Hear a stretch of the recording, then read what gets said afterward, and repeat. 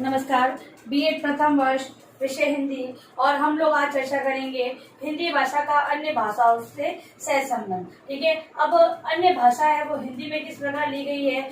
हिंदी है, हिंदी का जो अगर हम कहें कि हिंदी की उत्पत्ति है संस्कृत भाषा से मानी जाती है, और हिंदी भाषा के अंतर्गत संस्कृत के शब्दों को उसी से संस्कृत के जो शब्द है उसको उसी प्रकार से जिस प्रकार संस्कृत में उपयोग किया गया उसी प्रकार हिंदी में प्रयोग किया गया, वही हम तत्सम शब्दों के अंतर्गत लेते हैं। इसके अलावा जो विदेशी शब्दों को जो आगत शब्द कहलाते हैं उनका भी उपयोग हमारे हिंदी भाषा के अंतर्गत होता है। तो इस प्रकार से बहुत सारी ऐसे जो भाषाएं हैं जिनका प्रयोग हम हिंदी भाषा के अंतर्गत कर रहे हैं। तो उससे संबंध की बात हम करते हैं कि उससे संबंध किस प्रकार का संबंध हिंदी भाषा का होना चाहिए। तो भारत के विभिन्न प्रांतों में विभिन्न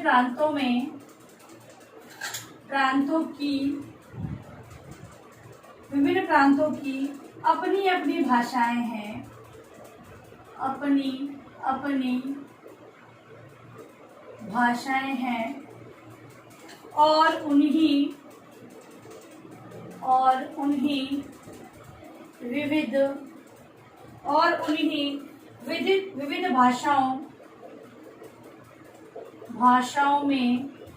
और उन्हीं विविध भाषाओं में साहित्य सृजन करके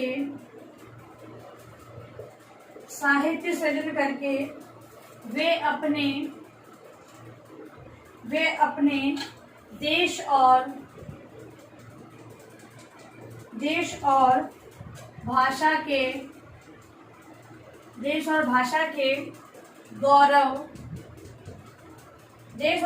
के गौरव की अभिवृद्धि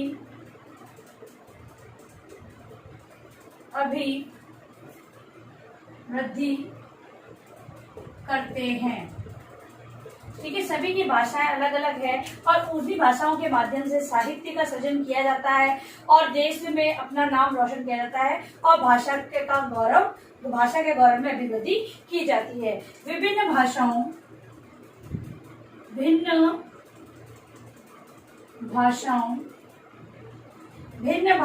में सुंदर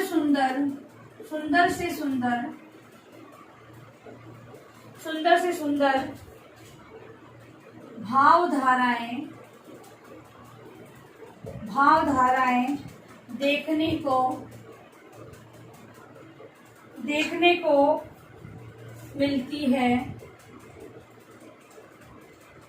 मिलती है।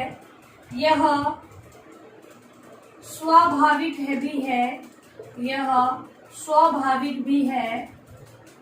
स्वाभाविक भी है कि किसी सुंदर वस्तु को ग्रहण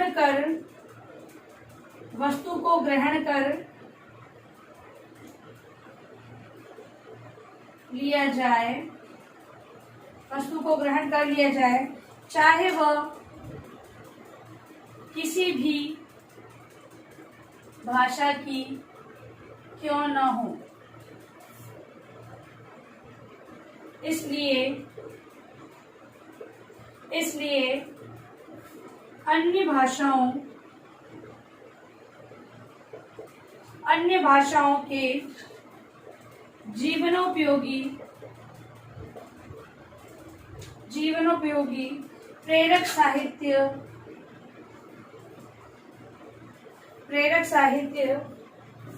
के सुंदर ग्रंथों का अनुवाद हिंदी में किया जाता है।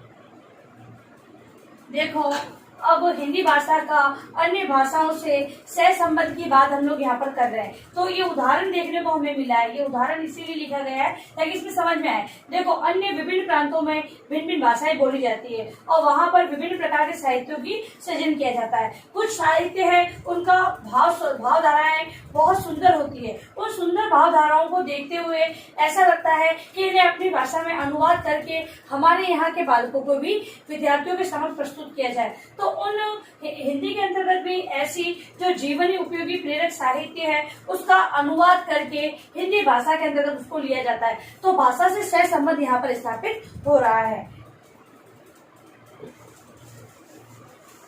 कुछ और चर्चा हम लोग इसी संबंध में करेंगे। हिंदी भाषा की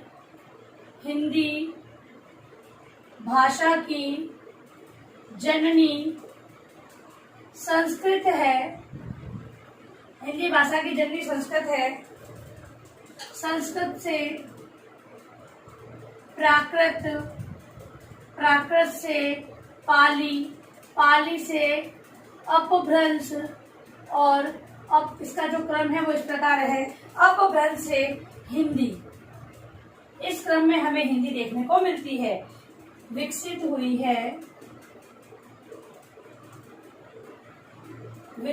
है हिंदी के साथ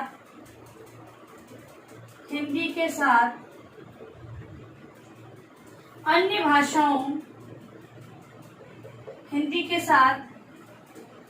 भाषाओं का भी विकास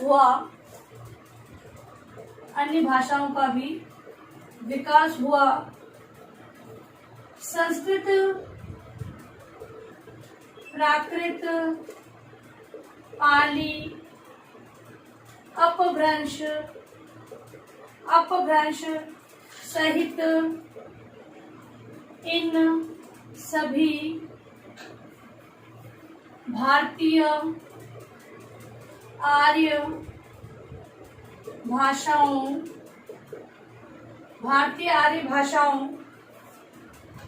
का हिंदी से घनिष्ठ संबंध है।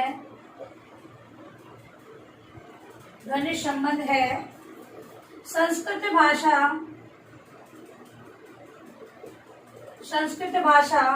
के अनेक शब्द हिंदी में हैं जिन्हें हम तत्सम कहते हैं। हिंदी के व्याकरण नियम भी संस्कृत से लिए गए हैं।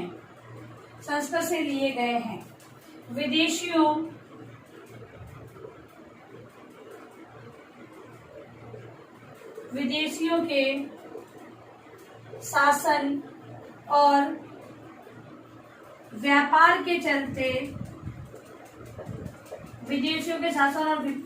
चलते भारत में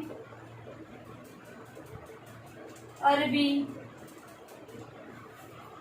फारसी, पुर्तगाली,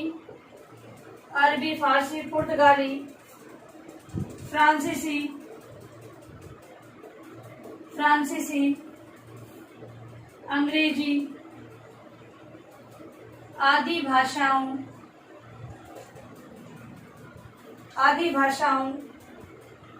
का भी प्रचलन है।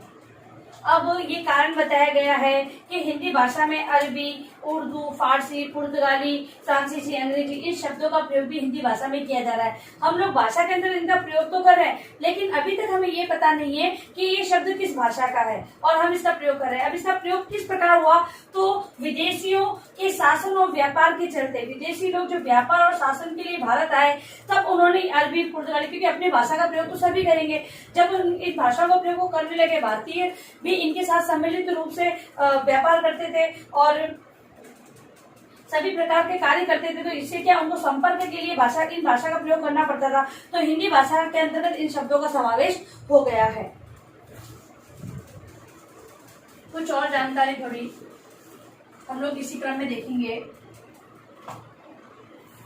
इस प्रकार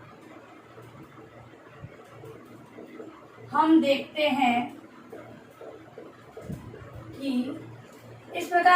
हैं कि हिंदी भाषा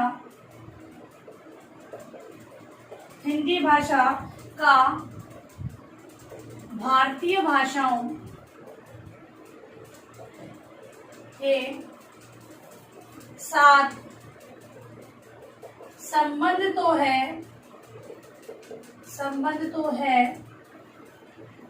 है ही, विदेशी भाषाओं से उसका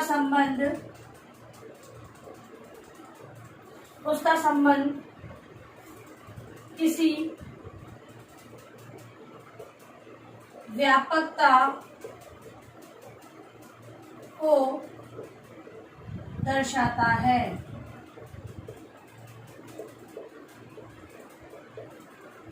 ठीक है, तो इस प्रकार से कि जो हिंदी भाषा के अंतर्गत भारतीय भाषाओं के साथ वो संबंध है, मतलब कि जैसे मैंने बताया कि विभिन्न प्रकार के जो भारतीय प्रांत है, अलग अलग भाषाओं का प्रयोग किया जाता है, उनके साहित्य का सृजन हमारे हिंदी में अनुवादित होकर किया जाता है। इसके अलावा अन्य भाषाएं, विदेशी भाषाओं का भी इसके अंतर्गत प्रयोग किया जा रहा है। तो कुछ शब्द हम लोग विदेशी भाषाओं में देखते हैं, जैसे अंग्रेजी के शब्द, अंग्रेजी के जैसे शब्द है, इसके अंतर्गत बस है, रेडियो, स्कूल, स्टेशन, ये सारे क्या शब्द अंग्रेजी के लिए गए।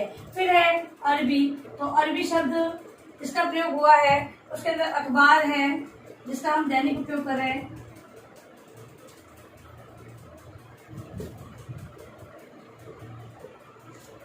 अखबार, इसके अलावा असर, इनाम। हम लोग इसमें पता नहीं कर पाते कि कौन से शब्द किस भाषा के हैं, लेकिन विदेशी भाषाओं के शब्द ये जो हमने ग्रहण किए हुए हैं। फिर है आराम, अफसोस, बीमार। इसके अलावा पुर्तगाली शब्दों के अंतर्गत लिया है पादरी और अस्पताल, जिनका प्रयोग हम हिंदी में हमारे व्यवहारिक रूप में कर रहे हैं। फिर है तुर्की शब्द के अंतर्गत लिया है काबू, कालीन और तलाश। अगला है फ्रेंच के जो शब्द है, फ्रेंच के अंतर्गत लिया है फिरंगी और रेस्तरां, जो रेस्टोरेंट को हम कहते हैं। इन शब्दों का प्रयोग किया गया है। तो देखिए, अब कैसे कह सकते हैं हम लोग कि हिंदी का अन्य भाषाओं से संबंध नहीं है, क्योंकि हिंदी भाषा के अंतर्गत तो हम लोग इन शब्दों को व्यवहार में उपयोग में ले रहे हैं, यानी कि हिंदी भाषा का अन्य भाषाओं से विशेष प्रकार से संबंध है। भारतीय भाषाओं से तो है ही, साथ ही अन्य भाषाओं से भी इसका संबंध हम इन उदाहरणों के माध्यम से देख सकते हैं। अब आप लिखिए अपना गृह कार्य प्रश्न। हिंदी भाषा का अन्य भाषाओं से सहसंबंध किस प्रकार है, समझाएं। ठीक है, तो आपको उत्तर पुस्तिका में जो उदाहरणों के माध्यम जिस प्रकार से मैंने समझाया है, उसी प्रकार से आपको उत्तर पुस्तिका का उत्तर के रूप में लिखना है। और अंत में आप लोगों से निवेदन है कि इस महामारी के दौर में कम से कम ये आवश्यक कार्य होने पर घर से बाहर जाए। बाहर जाते हैं तो 3 बातों को विशेष ध्यान रखें। मास्क लगाएं, सोशल डिस्टेंस का पालन करें और हाथों को बार बार सैनिटाइज करते रहें। सुरक्षित रहे, सभी का ध्यान रखें। धन्यवाद।